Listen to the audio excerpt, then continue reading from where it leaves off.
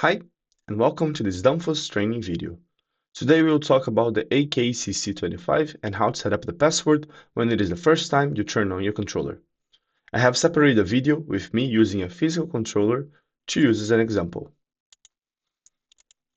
So the first thing you need to do is to turn on your controller.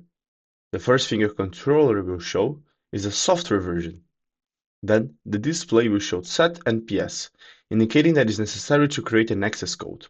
Pressing the button Set, you can use the arrow keys to select the access code and then press again Set to save it. This code will be assigned to all access levels. After save, the display returns to its normal screen.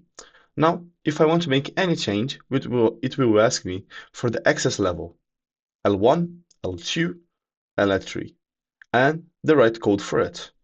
Once you provide the code, you'll be able to make the changes.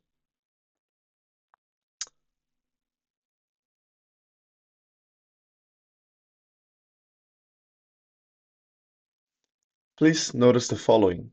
It is important that you record it and store your access code securely.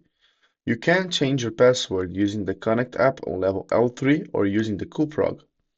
You can set the password back to factory settings using the Connect app. And the video setting up the Bluetooth connection explains with more details how to change your passwords. If you choose your password 0 for the AK-CC25 Pro without the Bluetooth, you will not be asked for the passwords anymore. Thanks for watching this Danfoss tutorial. See you soon!